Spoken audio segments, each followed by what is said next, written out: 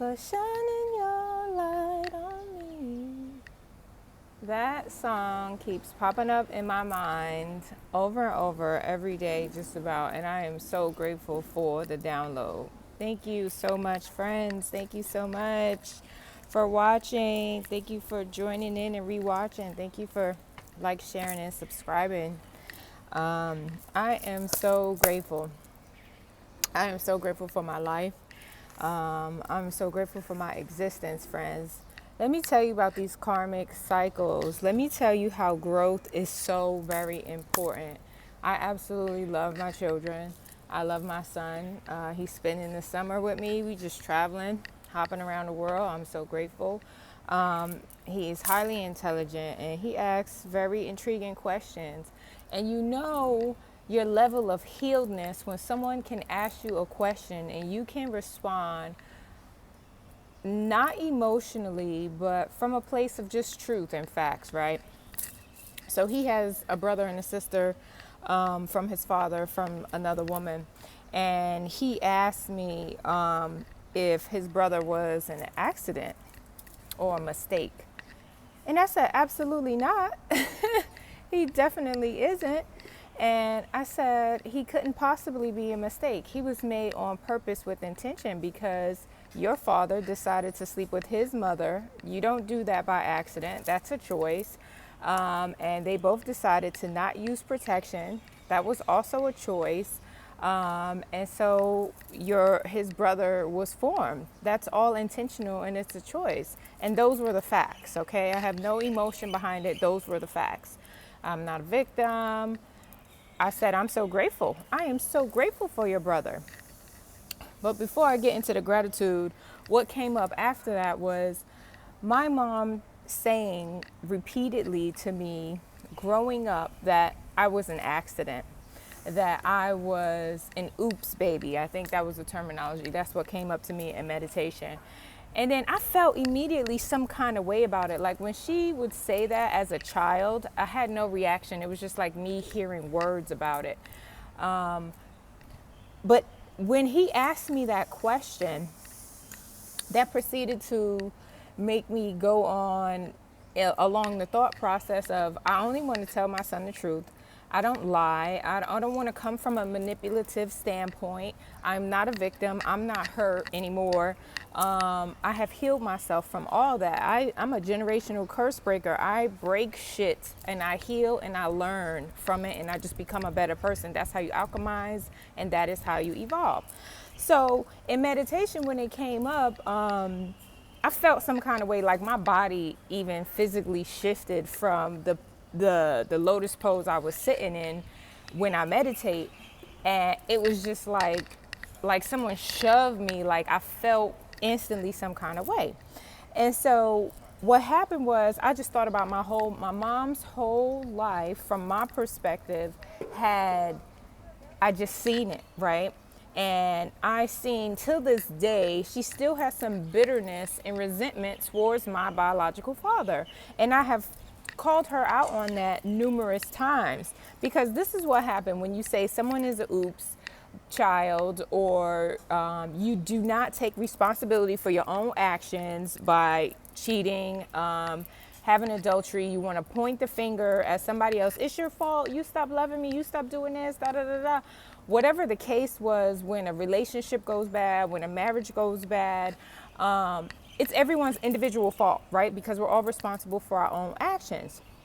But when I thought about her life, she said that I was a oops baby, yet she decided intentionally and my father was a heroin addict, and I already have a brother, which she learned, about his addiction, and she was still married to him, but she decided to still be with him intimately without protection, and then got pregnant with me. And then her life unfolded in the way that it did. My father was a heroin addict, so he behaved like a heroin addict, and he wasn't there in her life, which caused her life to unravel in ways that were quite painful for her in her existence.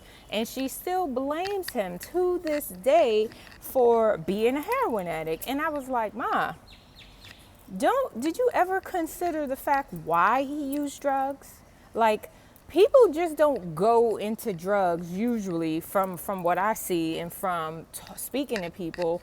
They don't just jump into some heroin. Okay, that's some hard shit, right? And he had to have been escaping from something, right?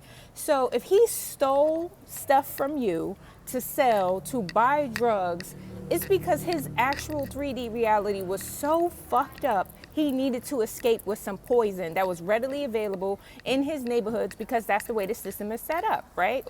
So did you ever consider, like, because you're being a victim when you're like, oh, that asshole, this, like, this is, I'm 42 years young, okay? 42 years young, she still has bitterness and resentment towards my biological father. And I'm like, Ma, you need to heal that. You need to really fix that. I don't even know this man, and I love him and I forgive him, because without his existence, I literally wouldn't be here. Thank goodness, that happened and transpired the way it did, because I'm alive today and I have a very wonderful life, and I'm very grateful for that. But when you are unhealed, and you hold on to things because you have failed to take responsibility for your own choices, and your life ends up being the way it is, where you're physically sick or your external environment is unpleasant for your livability, then that's only because you do not take accountability for your actions. So back to my children's brother. I said, I am so grateful for that young man. I love him so much. I love him so much because he was the catalyst for my changing and departing of my marriage that I was no longer fulfilled in. That was the catalyst, because obviously I wasn't reading all the amazing magical signs that God was dropping in my lap. And so I needed for him to be created in order for me to make the moves that I needed to make to heal myself and depart the marriage. I said, no, he is absolutely not a mistake. No one goes and has intimate encounters with people that aren't their partners by accident. That is a choice. Now, if you are hurt and that hurt or anger and resentment has led you down the path of cheating, that's still not the partner's fault. That's because 9 times out of 10, you were not brave enough to just exit the marriage, and you stay in this karmic cycle of being hurt, and you're holding on. You're being hurt, but you're still holding on, and you can't let go because time is of the essence. You have invested all this time into this commitment, all this time into the relationship, and how does it look to everybody in the world that it failed? You know what? It didn't fail, because it provided, if you learn the lesson, exactly what you needed to know in order to grow and then depart the relationship. But you will continue to stay in that that toxic cycle for 5, 10, 50, 20, however many years, your whole life experience until you die, in order for you to learn. And sometimes you have to come back and you have to relearn the same lessons. That was a huge lesson. I am very grateful. I am very grateful to have this young man, I call him my bonus son, in my child's life, because my son is actually very happy to be a big brother. You know what I'm saying? It gives him like a sense of responsibility, and he can look over for him and guide him in whatever ways he feel like is necessary, and so much more to come as they both grow and develop. I'm very grateful for him. And if it wasn't for him, I would probably still be sitting in an unhappy marriage, but I'm not going to go down that hypothetical, because my timeline right now is I am free.